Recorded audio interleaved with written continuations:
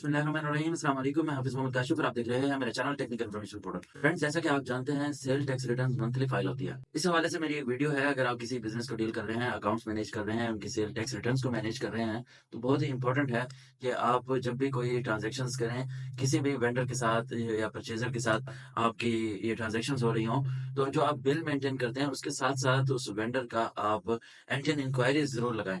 Anti inquiry number 1, number 2 पर आप उसका एक्टिव स्टेटस का प्रिंट लेके हार्ड फॉर्म में ज़रूर लगाएँ। सॉफ्ट में रखना है तो रखें, लेकिन हार्ड फॉर्म में ज़रूर लगाएँ। क्योंकि सेल टैक्स का जो एक्टिव स्टेटस है, उसका प्रिंट लगाने का एक फ़ायदा ये है, जब वो इनएक्टिव होता है या कुछ टाइम के बाद अगर वो एक्टिव हो जाता है, तो आप बैक डाटा नहीं देख सकते। ये करंट मंथ चल रहा है जनवरी 2024। आपने दिसंबर का या पिछले साल जनवरी का, 1 साल पहले जनवरी का एक कोई ट्रांज़ैक्शंस की थी वेंडर के साथ और उसका आपने ये नहीं स्टेटस लगाया कि वो एक्टिव था या नहीं था। तो आप उसको बैक डेट पर नहीं देख सकते। इनकम टैक्स का तो आप देख सकते हैं बैक डेट पर कि वो एक्टिव था या नहीं था। सेल टैक्स का आप नहीं देख सकते।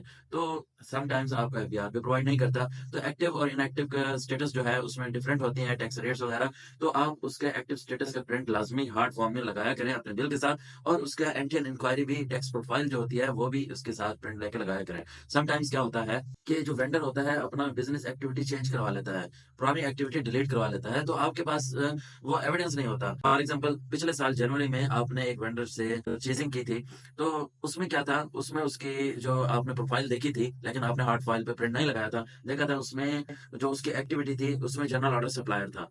तो आज जनवरी 2024 है, 1 साल के बाद उसने अपनी एक्टिविटी वो पिछली डिलीट करवा दी है और नई एक्टिविटी में वो बिज़नेस कर रहा है। तो अब ऑडिट आज हो रहा है, तो पिछला डाटा जब डाटा निकल नहीं सकेगा। आज का डाटा ही चेक होगा, तो ऑडिटर पे ऑब्जेक्शन लगा सकता है कि इस ये तो जनरल ऑर्डर सप्लायर था ही नहीं, क्योंकि उसका स्टेटस नहीं आ रहा। तो फिर आप क्या करेंगे? आपके पास कोई प्रूफ नहीं होगा। तो उसके हार्ड कॉपी लेके लगाना आपके लिए बहुत ज़रूरी है। टैक्स पेयर प्रोफाइल का भी प्रिंट आप लेके लगाएँ और उसके एक्टिव स्टेटस का भी लगाएँ। क्योंकि जब आपका ऑडिट होगा, वो करंट स्टेटस दे रहा होगा, पिछला स्टेटस नहीं दे रहा होगा कि उस वक़्त ये एक्टिव था, उसकी ये बिज़नेस एक्टिविटी थी या नहीं थी।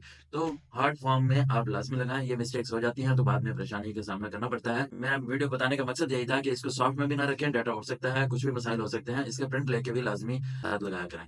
उम्मीद करता हूँ आपको मेरी वीडियो पसंद आई होगी। अगर पसंद आई तो मेरे टेक्निकल इन्फॉर्मेशन पोर्टल को सब्सक्राइब ज़रूर कीजिएगा। नेक्स्ट वीडियो तक के लिए इजाज़त दीजिएगा। हाफ़िज़ मोहम्मद काशिफ़ को। अल्लाह हाफ़िज़।